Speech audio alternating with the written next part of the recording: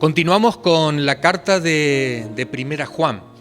Hay una manera que tenían los judíos del tiempo de Jesús y también de los apóstoles de enseñar, muy diferente a la nuestra. Nosotros decimos, hoy lección 1, mañana lección 2, pasado lección 3. No, en el tiempo de Jesús, los judíos y el mismo Jesús, y esto lo vemos en el apóstol Juan aquí enseñaban como una forma de espiral. El espiral comienza primero pequeñito y después amplía el círculo y pasa por el mismo lugar, pero ahora un poquito más grande. Y después va a pasar de nuevo el círculo por el mismo lugar, pero ampliando un poco más. Es por eso que hemos llegado al capítulo 4 de Primera Juan y vuelve a hablar del amor, vuelve a hablar del anticristo y vuelve a hablar de nuestra relación con Dios. Y uno dice, pero ya lo dijo, pero no lo dijo todo, no lo dijo todo. Y es por eso que hoy, en el capítulo 4, vamos a ver algo más precisamente de estos temas. El título del mensaje en esta oportunidad es Te amo porque Dios me amó. Muchas veces el novio le dice a la novia o viceversa, te amo. Y el otro le dice, ¿y por qué me amas? Y bueno, te amo porque tiene unos ojos lindos. Te amo porque me hace sentir bien cuando estoy a tu lado. Le puede decir un padre a un hijo o a una hija, a una madre, a un hijo, a una hija, te amo. ¿Por qué? Porque te esperé durante tanto tiempo y eres la respuesta a mis oraciones. Por ejemplo, aquí el argumento que Juan presenta es que nosotros dentro de la iglesia amamos porque Dios nos amó primero. Y vamos a leer lo que dice el pasaje. Primera Juan, capítulo 4, versículo 1 en adelante. He seleccionado la versión Dios habla hoy porque es más entendible y no tenemos que explicar tantos términos, ¿no? Dice así la Escritura: queridos hermanos, no creáis a todos los que dicen estar inspirados por Dios, sino ponedlos a prueba para ver si el espíritu que hay en ellos es de Dios. Porque el mundo está lleno de falsos profetas. De esta manera podéis saber quién tiene el espíritu de Dios.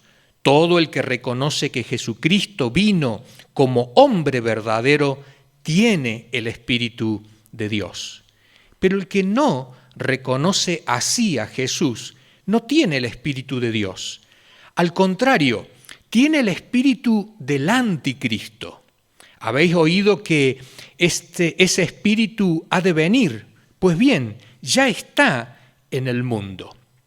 Hijitos, vosotros sois de Dios y habéis vencido a esos mentirosos, porque el que está en vosotros es más poderoso que el que está en el mundo.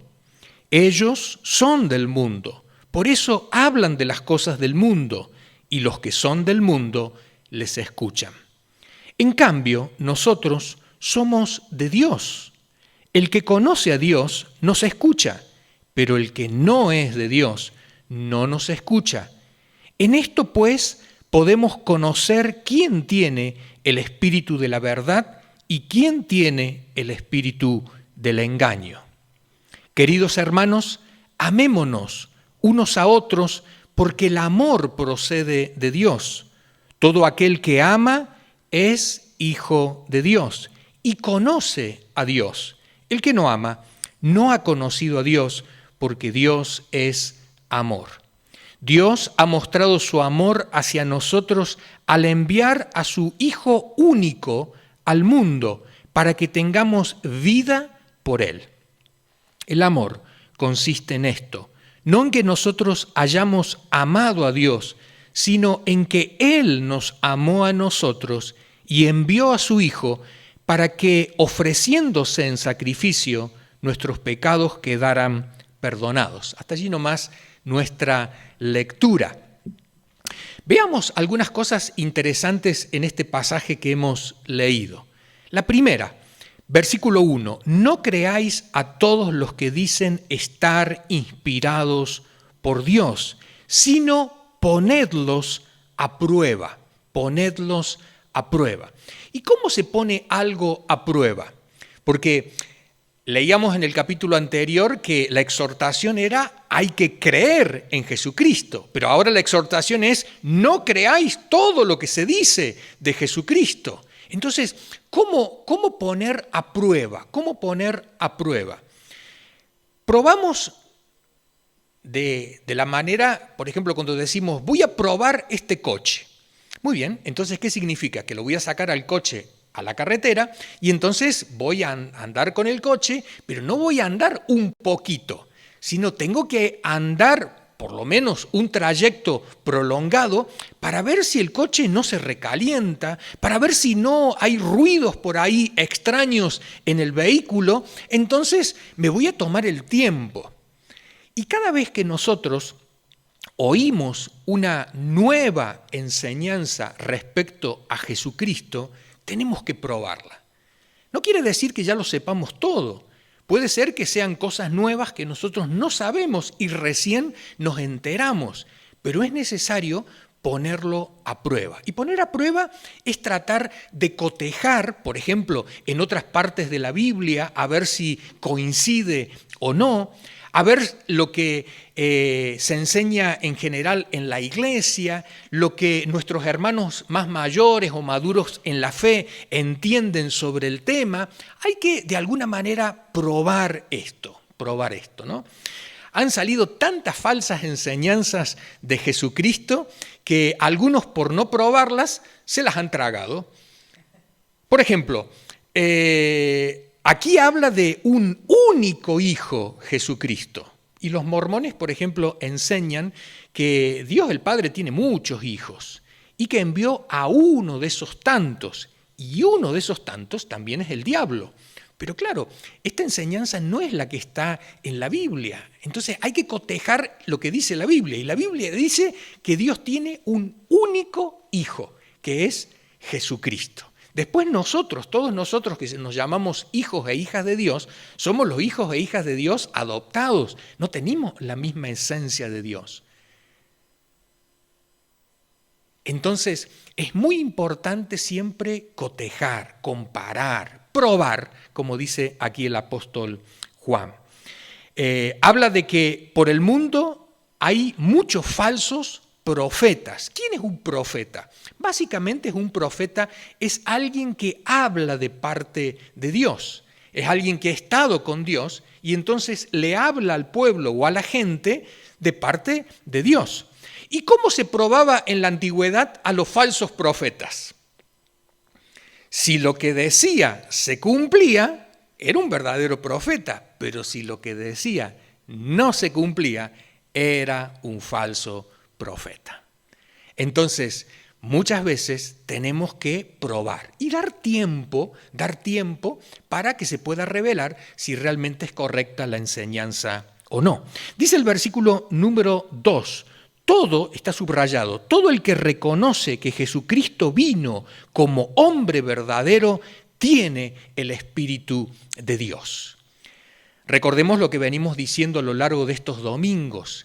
Había un grupo de personas que eran los gnósticos, la palabra gnosis significa conocimiento, que ellos decían que tenían una nueva revelación o una nueva iluminación de parte de Dios y que les había mostrado que Jesucristo no era de carne y hueso como cualquier ser humano, sino que era un espíritu. Y ellos lo razonaban de esta manera. ¿Por qué decían que era un espíritu? Porque ellos decían, si era un hombre Jesucristo como cualquiera de nosotros, entonces era un pecador. Pero como Jesucristo no tenía pecado, seguramente que no tenía un cuerpo humano como el nuestro. Es que en aquel tiempo se decía, el cuerpo, la carne, es mala, pero el espíritu es bueno. Entonces, esta dicotomía entre estas dos cosas, espíritu y cuerpo, dice el apóstol Juan, no, nada de eso, nada de eso. Jesucristo era 100% Dios, 100% espíritu, 100% humano, 100% humano. Y comienza la carta diciendo, nosotros lo tocamos, nosotros lo vimos, lo oímos, comimos con Él, caminamos con Él. Nadie nos puede decir que Jesucristo no tenía cuerpo como cualquier otro. ¿Cuál es el problema de enseñar que Jesucristo no era un hombre como cualquier otro? Si no era un hombre como cualquier otro, el sacrificio de Cristo no vale. Porque quien se entrega en lugar de, tenía que ser igual que nosotros, pero sin pecado. Entonces, si Jesucristo no era igual que nosotros, su sacrificio no vale. En segundo lugar, esta enseñanza no es correcta. ¿Por qué? Porque si Jesucristo no fue tentado en todo, entonces era una apariencia. No venció al pecado. ¿Por qué? Porque no podía pecar. Pero no, Jesucristo era 100% humano, le dolía su cuerpo, tenía hambre, tenía sed, lloró, se cansó, igual que cualquiera de nosotros. Tuvo hambre cuando estaba en el desierto siendo tentado por el diablo. Y esa tentación le llevó a decir, ¿qué hago? ¿Convierto las piedras en pan o no? Entonces vivió la tentación igual que nosotros. ¿Por qué es importante que Jesucristo sea humano igual que nosotros? Porque puede, como dice la carta a los Hebreos, socorrernos a nosotros cuando nosotros tenemos un problema, una necesidad. Entonces decimos, nadie me comprende. Una frase que muchos de nosotros utilizamos. Nadie me comprende en esta familia. Nadie me comprende en este trabajo. Pero Jesucristo pasó las mismas situaciones que nosotros pasamos y entonces dice la Escritura que Él puede socorrernos porque pasó por lo mismo. Dice el versículo 3, pero el que no reconoce así a Jesús no tiene el Espíritu de Dios. Al contrario, tiene el espíritu del anticristo. Habéis oído que ese espíritu ha de venir, pues bien, ya está en el mundo. Recordemos que la palabra anticristo es una palabra que significa en contra de Cristo, ¿no? Y quiero presentarte ahora a seis personas que se llaman Cristo actualmente en el mundo. Este es uno, que es un falso Cristo en Rusia, en Siberia. Hay uno que se llama a sí mismo Cristo y tiene miles de seguidores, tiene sus enseñanzas y demás, pero uno dice, no, se viste parecido, parecido a lo que nosotros hemos visto en las películas y demás, ¿no? Parecido a lo que nosotros hemos visto en las fotografías y demás, pero no sabemos si realmente Jesucristo era así. Lo interesante de esto es que todas estas personas no son personas embaucadoras del mundo, como muchas veces nosotros decimos, sino son personas que han salido de la iglesia, pero engañados por el error, no dejándose guiar por el Espíritu Santo, han caído en estos errores. Y muchos de ellos se lo creen de que han oído una voz, que Dios les dijo, tú eres mi hijo, ¿no? Igual que Jesucristo, etcétera, ¿no? Otro, falso Cristo en Brasil, este es un poquito más viejito, ¿sí? Falso Cristo en Brasil, también miles de seguidores por allí, ¿no? Y también con un rostro, una apariencia parecida al anterior. Todavía sigue con vida en este tiempo. Digo todavía sigue con vida, ¿saben por qué? Porque anterior a estos que voy a mencionar ahora, hubieron otros que ya se murieron, ¿no? Este es medio raro. Este es de Sudáfrica, ¿no? Es uno que se llama Cristo a sí mismo, es mucho más moderno, ¿sí? Es rapero, ¿no? y demás, pero también tiene sus seguidores, ¿no? Y muchos de ellos hablan con términos como estos. Sí, yo recuerdo en aquel tiempo que tenía a mi amigo Lázaro que murió y lo resucité, y cosas así dicen, ¿no? Que uno, claro, le llama la atención y hay muchas personas que caen en el engaño, en el error. Este ya no tiene la forma que nosotros pensamos, ¿no? Que la figura que nosotros tenemos en nuestra mente de Jesucristo. Este es un falso Cristo en Japón, un falso Cristo en Japón. Asimismo se llama Rey de Reyes y Señor de Señores. Es muy interesante, ¿no? Y se mantiene. Es el que menos seguidores tiene en el mundo, porque Japón precisamente es un país con muy pocos cristianos, ¿no? Y entonces es el que menos seguidores tiene en el mundo, pero se ha mantenido a lo largo de los años siguiendo, pensando de que es Jesucristo. Este es australiano, también un falso Cristo, con María Magdalena o la reencarnación de su esposa, que dice que es la reencarnación de María Magdalena, y también miles de seguidores tienen, y tienen enseñanzas que muy parecidas a lo que dice la Escritura, pero muchas de las otras se desvían de la verdad. Y esta es la más rara de todas. Es un Cristo, pero que es mujer. Un Cristo que es mujer, es de Costa Rica. Aquí en España está presente este grupo, ¿no? Seguramente que en la calle te abordan algunas personas, no sé si tú lo has experimentado, a mí me lo han hecho varias veces, ¿no? Que vienen con una literatura y te dicen, ¿sabías que Jesucristo era mujer? Y uno queda medio ahí choqueado, ¿no? con eso. Bueno, pero precisamente esta mujer a su vez. Y uno dice, pero a ver, la gente es tonta, uno diría, ¿no? Pero tienen miles de seguidores. Y uno dice, pero ¿cómo se dejan engañar por esto? Y esto es un poco lo que Juan está diciendo. Porque muchos de los que han sido engañados son gente que han salido también de nuestras iglesias y han sido arrastrados pensando de que esta era la verdad. Por eso es muy importante leer la Escritura, poder profundizar en ella, no leerla superficialmente, no decir, yo ya lo sé todo, pero lee el detalle, porque muchas veces en ese detalle es donde se fundamentan estas personas para marcar la diferencia, ¿no? Por ejemplo, esta gente que dice que Jesucristo era mujer, se fundamentan en unas palabras del Evangelio donde Jesús dice, ya no me veréis más. Y ellos interpretan, ya no me veréis más con esta apariencia. Y entonces esta mujer dice, ahora esta es la nueva apariencia, en forma femenina.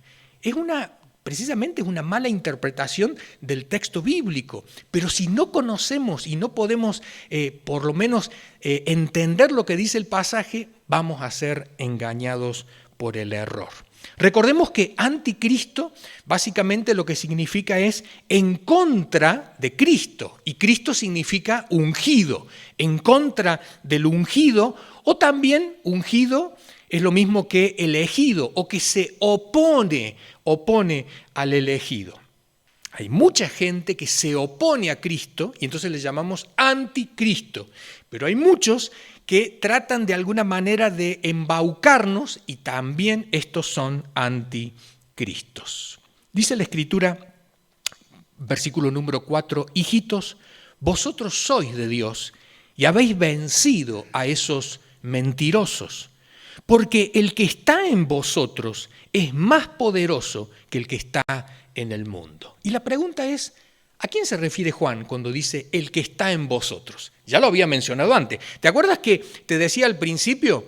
La manera de enseñar de ellos es en forma de espiral. Primero comenzaron pequeñito y ahora un poco más grande el círculo, más grande. Vuelve a decir sobre lo mismo que ya había dicho antes. ¿Quién es el que está en nosotros? ¿Te acuerdas?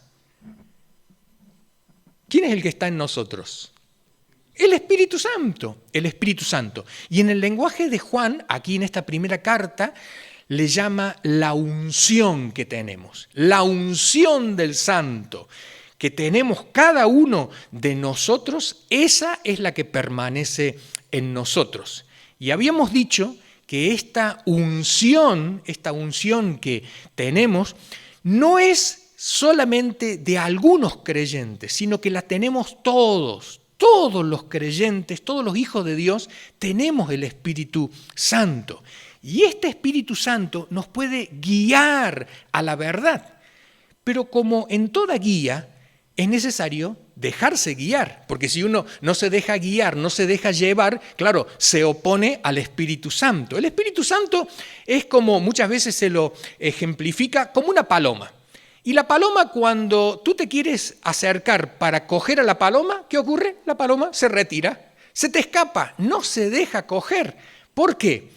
Porque es una manera de decirte, mira, yo estoy cerquita tuyo, pero ni se te ocurra manipularme ni tocarme. Y lo mismo pasa con el Espíritu Santo de Dios. Muchos creyentes siguen en el error o cayeron en el error precisamente por resistir al Espíritu Santo. Porque ese Espíritu Santo, después de enseñar una y otra vez, de recordar y demás, es como que ha dejado. Ya no se dejan guiar y entonces al final terminan dando vuelta en sus propios razonamientos, ideas y pensamientos. Ya no están siendo guiados por el Espíritu Santo. Dice, recordemos lo que mencionamos domingos anteriores, el aceite de la unción, que se ponía sobre los profetas, sobre los sumos sacerdotes, sobre los reyes, era no solamente aceite. A veces vamos a alguna iglesia y dice, te voy a ungir con aceite. Sí, pero yo quiero el de la unción. No quiero el aceite común y corriente de oliva. El aceite de la unción, como lo habíamos enseñado domingos anteriores, era un aceite sumamente perfumado, que tenía tanta cantidad de especias que cuando se derramaba ese aceite, todo el mundo se daba cuenta de que esa persona había sido ungida, separada por Dios. Y aún más, en la Biblia hay una prohibición de querer replicar reproducir este aceite. Es como diciendo, este aceite, que la fórmula se la da Dios allí a Moisés y le dice a los levitas, miren, hay que prepararlo así. Una parte de aceite de oliva, una parte de mirra, una parte de acacia, una parte de esto, de lo otro. Y dice, y ni se les ocurra hacer una copia para tener en su casa. Porque este es exclusivo para usarlo en aquellas personas que Dios ha elegido. Y el Espíritu Santo de Dios que ha venido a nuestra vida es irreproducible. Lo que tenemos de parte de Dios es un regalo maravilloso y nos ayuda precisamente a librarnos del error. Pero como decíamos, tenemos que dejarnos guiar por el Espíritu. Decíamos que, como dice el apóstol Juan en el capítulo anterior, la unción es para todos los creyentes la tienen, ¿sí? La unción permanece, o sea, no se va, el Espíritu Santo no se va de nuestra vida. La unción permanece en nosotros. Y en tercer lugar, dice Juan, la unción nos enseña. Y la palabra enseñar es una palabra que de alguna forma nos está indicando de que si alguien enseña, yo tengo que aprender. No es que ya lo sé. Es como muchas veces algunos caemos en este error. Yo ya tengo el Espíritu, ya lo sé. No, espera un momento. La unción que hemos recibido, ¿la hemos recibido para qué? Para mostrar que somos propiedad de Dios. Para mostrar que este Espíritu Santo que permanece en nosotros, Dios nos lo ha dado para capacitarnos, para darnos fuerza y demás, pero también para enseñarnos. Y cuando uno tiene esa actitud de aprender, es cuando el Espíritu Santo te va revelando, te va mostrando. Pero por experiencia propia y de muchos de los que estamos aquí, la revelación de Dios no viene de golpe, sino que la revelación de Dios es paulatina, Hoy aprendemos una cosa, mañana la otra y pasado la otra. Y cosas que veníamos arrastrando del pasado que están equivocadas, Dios tiene que trabajar sobre ellas para que podamos cambiar el sentido y poder llegar a entender la verdad, el sentido correcto que Dios quiere darle. Es por eso que podemos decir orgullosamente que Dios trabaja a través de su Espíritu en nuestras vidas y nos va enseñando. Hoy nos está enseñando, pero mañana lunes, cuando tú estés con Dios, en comunión con Él, el mismo Espíritu te seguirá enseñando y seguirá y seguirá y seguirá. ¿Cuándo se detiene? Cuando yo digo, lo sé todo. Cuando yo digo, lo sé todo, ahí sonamos.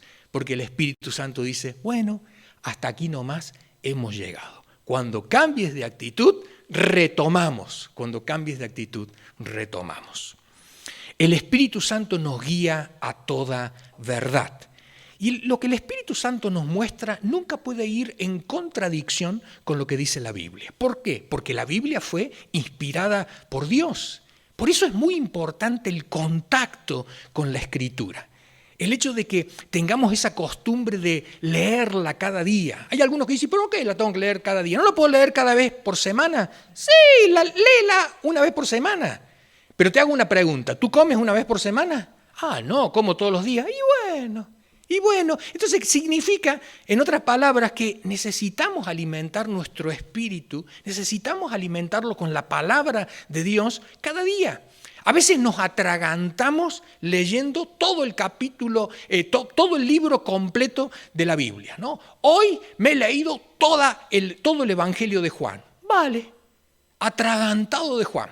No digo que no lo hagas, hazlo si tú quieres hacerlo, pero no hagamos que hoy me leo todo el Evangelio de Juan y mañana, pasado y todo el mes que viene siguiente ya no leo nada, porque de esa manera no aprendo.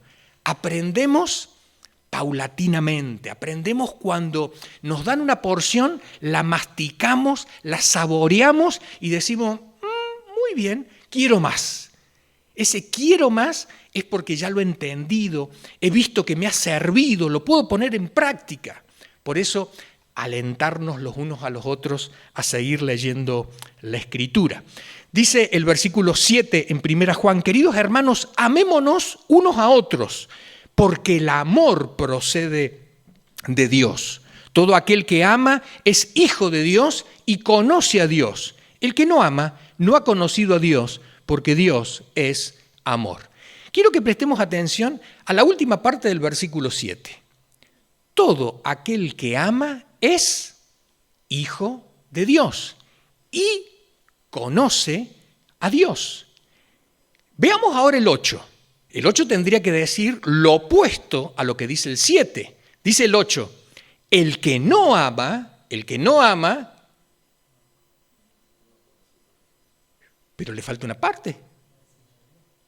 ¿Y por qué no dice no es hijo de Dios?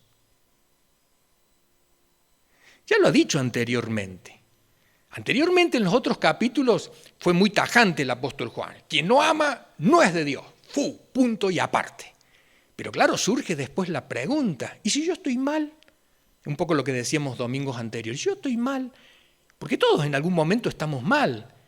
Y venimos con esa cara mala, ¿no?, a la iglesia y decimos, no quiero amar a nadie. Hoy no amo a nadie. Bueno, está bien. Nosotros decimos, está bien, hoy se ha levantado con el pie equivocado, ¿no? Pero tenemos que entender que por levantarnos con el pie equivocado no dejamos de ser hijos de Dios, seguimos siendo hijos de Dios. Es como el hijo pródigo. El hijo pródigo un buen día dijo, dame la parte de la herencia. Dice, ¿pero por qué? Si no me he muerto, dice el padre, ¿qué ha pasado? Dame la parte que yo me voy. Pero espera un tiempo, creo que no es el momento oportuno. Dame mi parte. Y dice la Escritura que el padre reparte la herencia y le da al hijo mayor y le da al hijo menor. Y el hijo menor coge todo lo que tiene y se va, y dice la Escritura, y se fue a vivir perdidamente. Y después que lo perdió todo, quiere regresar. Y él dice, en la casa de mi padre hay muchos jornaleros que tienen que comer. Voy a ir a la casa de mi padre y le voy a decir, hazme como uno de tus jornaleros.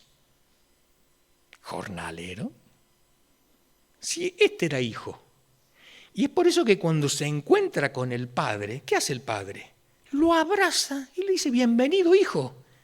Y eso de jornalero, nada. Tú sigues siendo mi hijo. Golpeado, herido, sucio, maltratado, pero sigue siendo mi hijo. Y esta es una realidad que tenemos que entenderla todos nosotros. Porque a veces nos ocurre lo que le ocurrió al hijo mayor. El hijo mayor, ¿qué hace? El hijo mayor cuando ve que ha llegado el hijo menor dice, y este que ha malgastado todos tus bienes y has matado para él el becerro más grande y demás. Y entonces el padre le dice, lo que pasa es que hay que alegrarse porque este hijo mío estaba perdido, pero lo he vuelto a recoger. Pero Dios vive exactamente lo mismo. ¿Cuántos de nosotros nos apartamos, nos alejamos del camino del Señor y después regresamos? Pero durante ese tiempo que hemos estado apartados, nos hemos golpeado, hemos sido heridos, maltratados, nos hemos embarrado, hemos tomado decisiones equivocadas. Y nuestros familiares nos decían, ¿y tú no eras un hijo de Dios? Sí, lo soy, pero aquí estoy metido dentro del barro, ¿no? Y la realidad es que somos hijos, pero se nos ha olvidado algo. Se nos ha olvidado que hay que amar como ama el Padre. Y esto es un poco lo que Juan quiere decir acá. Dice Juan en el versículo 7, todo aquel que ama es hijo y conoce a Dios, pero el que no ama no ha conocido a Dios. Y acá nos vamos a detener en la palabra conocer. La palabra conocer en la Biblia, aparte del conocimiento intelectual, tiene el otro sentido, el de la intimidad. ¿Cuántas veces lo hemos dicho? Adán conoció a Eva. Mucho gusto, señora Eva, aquí estamos, me presento, yo soy Adán, primer hombre sobre la tierra. No, cuando dice la Escritura, Adán conoció a Eva, quiere decir que tuvo un vínculo sexual. Porque dice la Escritura, Adán conoció a Eva y engendró un hijo. Y uno dice, ¿qué pasó? ¿Tan rápido? Claro, porque la palabra conocer tiene que ver con la intimidad. Tiene que ver con el acercamiento, con tener un vínculo que no tengo con todos los demás. Fíjense que Adán no conoció a ninguno de los animales, conoció en el sentido sexual, sino al único que conoce es a Eva. Y ojo que Adán pudo haber tenido relaciones con todos los animales, pero no lo tuvo. ¿Por qué? Porque no hubo ese acercamiento. Y esto es muy importante entenderlo. Cuando nosotros tenemos un vínculo con Dios, por eso esos que se van al cielo a última hora, ¿has visto eso que están ahí a punto de morirse y entonces viene uno y le predica el Evangelio? Tú crees en Jesucristo, acuérdate que si crees te vas al cielo y si no crees te vas al infierno. Y la persona en el último aliento de vida dice, creo, y se muere. Sí, la Biblia dice que es un hijo de Dios, pero ¿conoce a Dios? Porque no ha tenido vínculo con Él. Todos nosotros que durante años venimos a la iglesia, participamos de la familia de la fe, leemos la Escritura, servimos en algún ministerio dentro de la iglesia, todos somos hijos e hijas de Dios, pero durante ese proceso vamos conociendo a Dios, vamos intimando con Él, vamos tratando de profundizar nuestro vínculo con Él. Por eso dice Juan, quien no ama aún no conoce a Dios. Porque si lo conociera, o sea, si intimara con Dios, y conocer tiene que ver con saber cuál es el aroma del perfume que usa mi amado. Conocer, intimar, tiene que ver con que cuáles son los gustos de la persona con la cual me estoy vinculando, con la cual estoy intimando.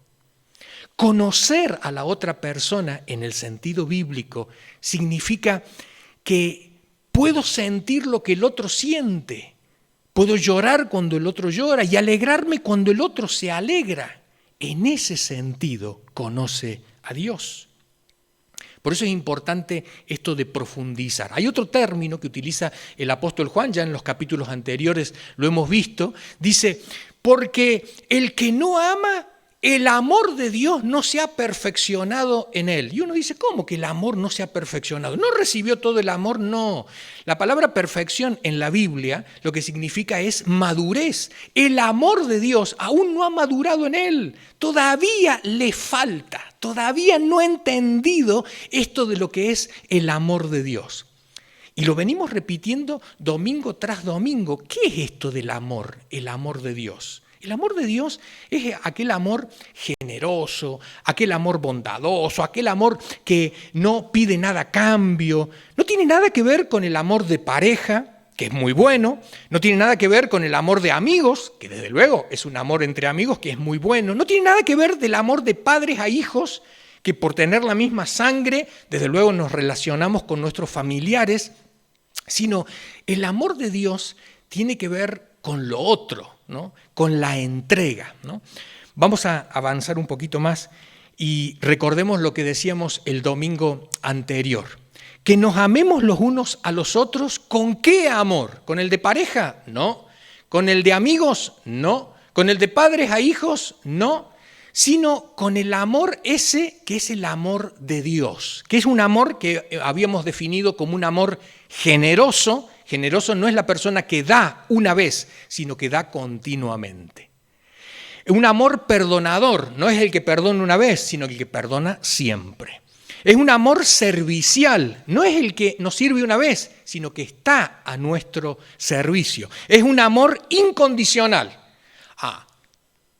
Si no me ama, no le amo. Si no me saluda, no le saludo. Si no me dirige la palabra, yo no le dirijo la palabra. No, incondicional. No importa lo que el otro haga. Yo sigo dando, amando al otro. Y es un amor que habíamos dicho el domingo pasado, sacrificial. ¿Qué significa sacrificial? No hay sacrificio si no hay muerte. Entonces, sacrificial es que voy a llegar hasta las últimas consecuencias, como dice el apóstol Juan, hasta dar la vida por nuestros hermanos. Pero en este pasaje que hemos leído, quiero que miremos la última parte de estos textos, el versículo 10. Dice, el amor consiste en esto, no en que nosotros hayamos amado a Dios, sino en que Él nos amó a nosotros y envió a su Hijo. ¿En qué consiste el amor? En que Él nos amó, no en que nosotros le hayamos amado. Otras versiones de la Biblia dicen, ¿en qué consiste el amor? En que Él nos amó primero. O sea, que dio el primer paso. ¿Y cómo demuestra que me ama? Porque dice la Escritura, porque envió a su Hijo. Y esto es muy importante, esa palabrita su, porque no es y envió a un hijo, como una sobra. Bueno, te envío uno, porque me quedan todavía unos miles más. No, envía lo único que tiene. Y cuando uno da lo único que tiene, aquí saltan todas las alarmas, porque uno dice, uy, aquí hay una persona diferente. Aquí hay una persona distinta. Y eso es lo que hace diferente el amor de Dios al amor que muchas veces estamos acostumbrados a recibir y a dar en nuestra sociedad, en el ambiente donde nos movemos. Es ese amor que da todo, pero que tiene una característica especial. Toma la iniciativa. Toma la iniciativa. Y quisiera que nos quedáramos con esta expresión en esta mañana. El hecho de poder tomar la iniciativa de amar. Tomar la iniciativa de amar. Porque si nos quedamos esperando que nuestro vecino nos venga a amar, nos quedaremos esperando mucho tiempo. Y si nos quedamos mirando acá dentro de la iglesia, esperando de que este hermano o hermana que ni conozco su nombre, ni nunca lo he saludado, y que ni sé dónde vive, ni sé lo que hace, si estamos esperando que él o ella venga a mí, todavía no conocemos a Dios. Porque si conociéramos a Dios, sabríamos que Él tomó la iniciativa. Y cuando nosotros tomamos la iniciativa de amar, se demuestra que hay madurez espiritual en nosotros. Que no espero, sino que yo voy al encuentro. Como el padre del hijo pródigo. El otro venía, pero cuando el padre lo ve a la distancia, dice la Escritura que sale corriendo a su encuentro. Y ese precisamente es el amor que Dios tiene para con nosotros. Y es el amor que Dios espera que nosotros tengamos para con los otros. Hemos dicho que si somos de la familia de Dios, si somos de la familia espiritual de Dios, tenemos que parecernos a Dios. Y acá tenemos una característica más que nos trae el apóstol Juan: tomar la iniciativa a la hora de amar. Tomar la iniciativa para dar, tomar la iniciativa para perdonar, tomar la iniciativa para servir al otro, tomar la iniciativa. Tomar la iniciativa. Tomar la iniciativa, como decíamos el domingo pasado, de orar unos por otros, perdonarnos unos a otros, hospedarnos unos a otros, preferirnos unos a otros, animarnos unos a otros, enseñarnos unos a otros, soportarnos unos a otros y servirnos unos a otros. Tomar esa iniciativa, tomar esa iniciativa. ¿Cuántos de nosotros en esta semana vamos a tomar la iniciativa de amar a nuestros hermanos y hermanas? Lo primero que puedes hacer, coge tu teléfono y llama a aquellos que no has visto el domingo. Y simplemente pregúntales: no te he visto, te he echado de menos. ¿Está todo bien? ¿Puedo orar por ti por algo? O envíale un mensaje por WhatsApp.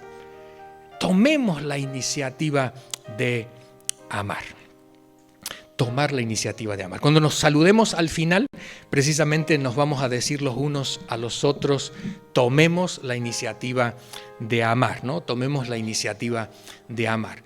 Y quien llega primero es el más maduro. Así que espero que alguno de vosotros pueda hacer exactamente eso durante esta semana.